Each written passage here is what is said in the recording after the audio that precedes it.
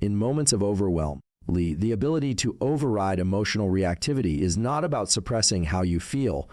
It's about intercepting the neurobiological cascade before it takes over. Your nervous system operates on a loop between what it senses and how it prepares your body to respond.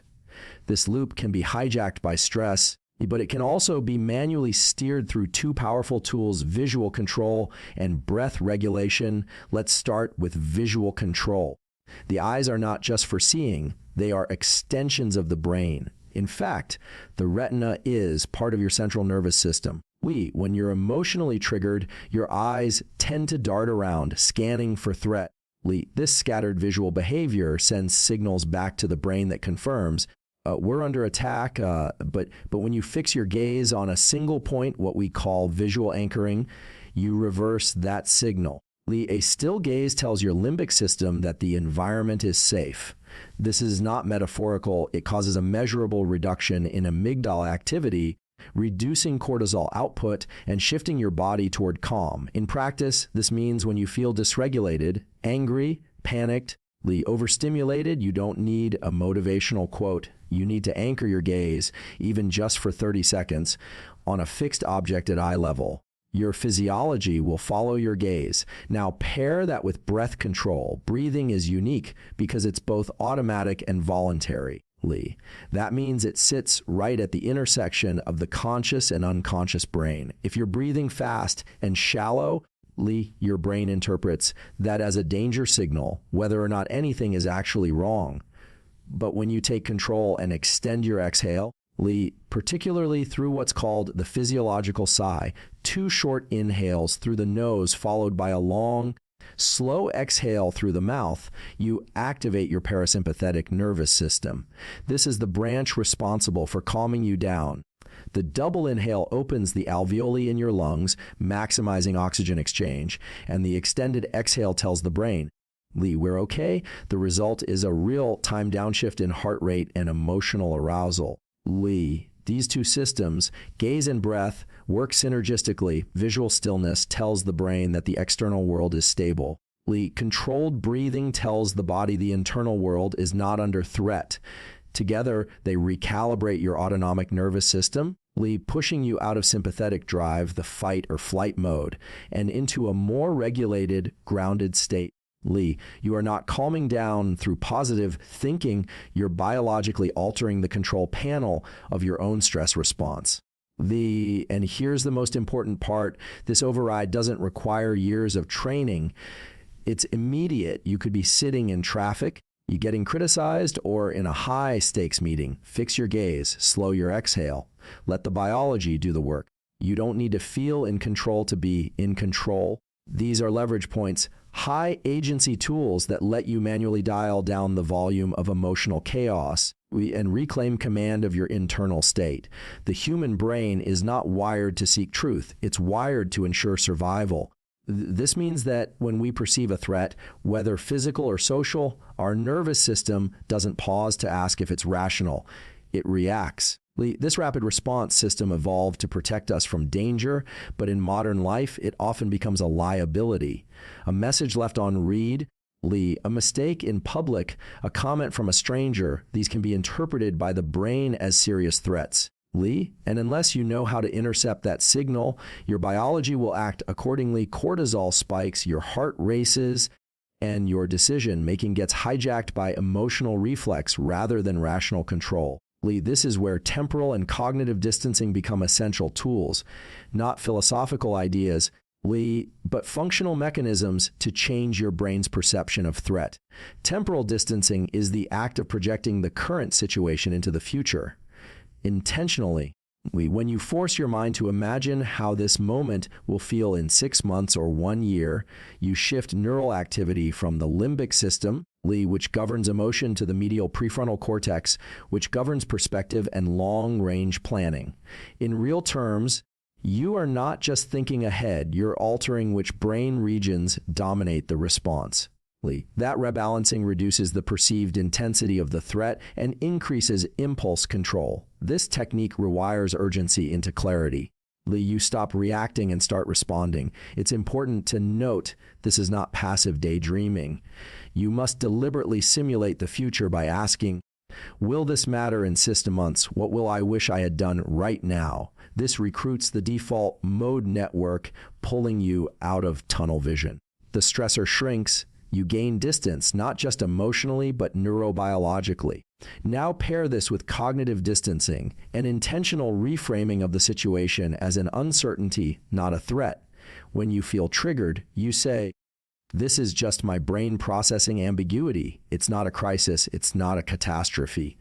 That label, however simple, changes the chemistry of your response. Labeling has been shown to reduce amygdala activity and increase engagement of the dorsolateral prefrontal cortex, the brain's executive function hub. The brain shifts from defense mode into analysis mode. There's a critical timing window here. The first 90 seconds of any emotional reaction are largely biochemical. After that, what sustains the emotion is the story you attach to it. If you intercept that story early with a cognitive label and a temporal shift, you prevent the brain from spinning it into a threat narrative. The compound effect of using both techniques is profound. You become less reactive not by force, but by rewiring how your brain evaluates events. You're teaching your nervous system that immediacy does not equal danger. That discomfort is not the same as destruction. Over time, this creates a brain that is calm under pressure, less impulsive in chaos, and better equipped to respond with strategy instead of survival. Emotional stability is often mistaken as a purely mental or psychological trait, something you build through mindset or philosophy. But in reality, your emotional bandwidth is heavily dependent on your physiological state. The brain does not operate in isolation. It is constantly reading signals from the body, adjusting neurotransmitter release, stress hormone levels, and even perception itself based on what's happening at the biological level. If your system is unstable, if your glucose is crashing, your sleep is fragmented, or your movement is absent, then no amount of positive thinking will make you emotionally resilient. The true emotional regulation starts with physiological regulation. Let's start with movement. Movement is not just exercise, it's a recalibration tool for the nervous system. When you move your body, especially in rhythmic or bilateral patterns like walking or cycling, you engage motor circuits that also interact with areas of the brain responsible for mood regulation. Movement increases levels of brain-derived neurotrophic factors, BDNF, a molecule critical for neuroplasticity.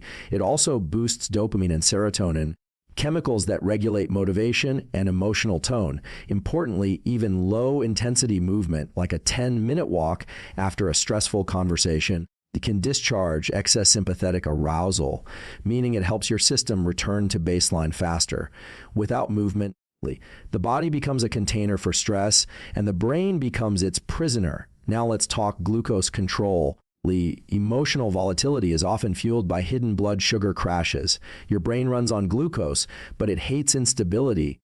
When blood sugar spikes and crashes, it creates oscillations in cortisol and adrenaline. These hormonal swings directly impact irritability, anxiety, and even cognitive clarity. You might think you're having a mood problem, but in reality, your brain is interpreting low blood sugar as a survival threat. Stabilizing your glucose through consistent meal timing, reducing refined carbs, and including protein and fat in each meal creates a smoother biochemical environment for the brain to operate in. A brain with stable fuel is a brain less prone to panic. Finally, sleep. Sleep is not a luxury. It's your body's nightly neurochemical reset. Deep sleep consolidates emotional memories, regulates the amygdala, and restores dopamine sensitivity. REM sleep allows for emotional processing and helps reframe memories in a less reactive way. When sleep is disrupted, even by 1 hour, impulse control drops, anxiety increases, and stress reactivity skyrockets. People who are sleep deprived are not emotionally weak, they're biochemically impaired. Protecting your circadian window by avoiding late light exposure, cooling your room, and keeping consistent sleep-wake timing isn't a wellness hack, it's a neurological necessity. When you align movement, glucose, and sleep, Lee, you stabilize the core systems that feed into your emotional brain. You reduce the noise in your body so your mind can think clearly. You shift from being reactive to being responsive, not because you tried harder, but because your brain finally has the biochemical support to stay balanced under pressure. Lee, emotional stability is not an accident. It's the downstream effect of physiological precision. Lee, stress is not the enemy. It's the inability to regulate stress that creates dysfunction. The nervous system is designed to adapt, but it needs exposure to calibrated challenge in order to expand its capacity. Lee, one of the most overlooked but powerful ways to build stress resilience is through voluntary discomfort. Lee, this isn't about suffering for its own sake. It's about using controlled adversity to increase your neural threshold for chaos. Lee, two of the most effective tools here are cold exposure and narrative inoculation. Both operate on the principle of hormesis, exposing the system to a tolerable level of stress so it becomes stronger and more adaptable. Let's begin with cold exposure. When you immerse yourself in cold water or take a cold shower, your body initiates a stress response. Adrenaline and norepinephrine spike. Your heart rate elevates, breathing becomes shallow. This is the same response your system has during psychological stress, except here, Lee, it's voluntary and time limited. That's the key. When you choose the stressor, your prefrontal cortex remains engaged. You're not helpless. You're observing, regulating, staying present. Over time, this trains your nervous system to uncouple the presence of a stressor from the sensation of panic. The stimulus is still there, but the reactivity diminishes. And physiologically, the downstream effects are real improved dopamine tone, enhanced cardiovascular function, and stronger vagal tone, all of which contribute to better mood and emotional control even outside the cold environment. But we don't only face physical stress. Most of what destabilizes people today is psychological, judgment, uncertainty, rejection, loss of control. This is where narrative inoculation becomes a powerful tool. The protocol is simple. Imagine a worst-case scenario, being misunderstood, failing publicly, receiving harsh criticism. Now write out your raw, unfiltered response. Let your nervous system feel it. Then, Lee, go back and reframe the situation from a position of agency. This two-step process activates both the limbic and cognitive systems. You're teaching your brain to metabolize emotional discomfort before it happens, reducing the element of surprise when real stressors show up. Lee, narrative inoculation isn't negative thinking, it's strategic exposure. The more familiar your brain becomes with potential adversity, Lee, the less shocked it is by reality. This minimizes the biochemical spikes of cortisol and adrenaline when something actually goes wrong. The result is a nervous system that doesn't overact. You feel more in control, not because life is easier, but because your tolerance has increased. When you use cold exposure and narrative inoculation consistently, Lee, you're not just getting used to discomfort. You're reshaping the architecture of your stress response. You're building a brain that understands the difference between discomfort and danger, between effort and emergency. And that distinction is everything. It means you can show up in high-pressure environments, face rejection or chaos, and stay grounded, not because you're fearless, but because your nervous system has been trained not to flinch. Stress becomes a signal, Lee, not a stop sign. That's real resilience. The brain is a prediction machine. It constantly evaluates who you are, what you believe, and how you fit into your environment. But here's the catch. It doesn't determine your identity based on facts. It builds it based on repetition. The thoughts, words, and behaviors you repeat most often become hardwired into your neural circuits. So when people talk about knowing who you are, they're really talking about installing a stable neural map that resists disruption from external noise. This is where identity repetition comes in. It's not motivational fluff, it's neuroplastic design. Your self-image is a loop of inputs and outputs. When you tell yourself, I am focused, or I am calm under pressure, and you repeat it daily, especially during moments of stress, you begin to shift which brain circuits are activated. Specifically, repetition strengthens activity in the medial prefrontal cortex, the area associated with self-reference and long-term planning. Over time, these repetitions become your brain's default filter. When external feedback arrives, criticism, praise, rejection, approval, it passes through the internal architecture of who you've already decided you are. What matters here is consistency, not intensity. Saying something once with high emotion is less effective than saying it every morning and night in a calm, regulated state.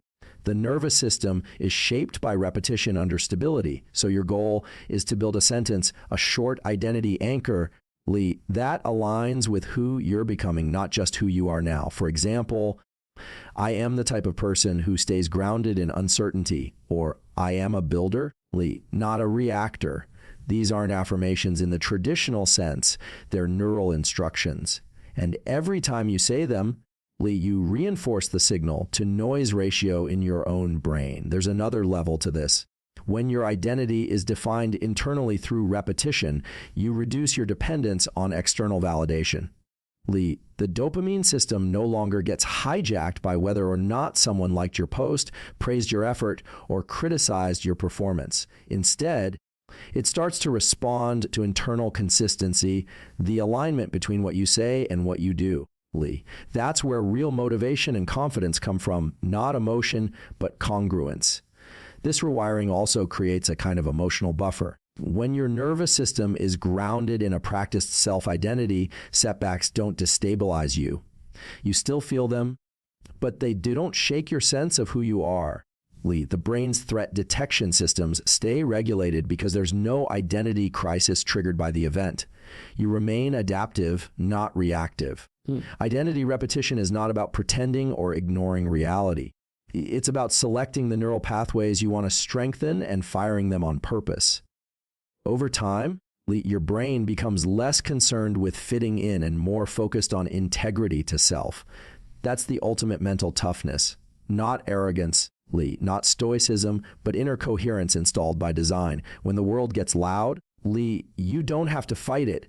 You just return to the code you've embedded in your own neural circuitry. The nervous system is not fixed. It adapts to whatever you repeatedly expose it to. Emotional resilience, mental clarity, and personal power are not traits you're born with, they're systems you train. Through tools like visual anchoring, breath control, temporal distancing, physiological stability, and identity repetition, you're not coping, you're recalibrating. And when you're turning stress into a signal for growth and discomfort into a training ground for control, the more deliberately you engage with your biology, the less control the external world has over your inner state. The result isn't detachment, it's stability with depth. You don't shut down, you show up.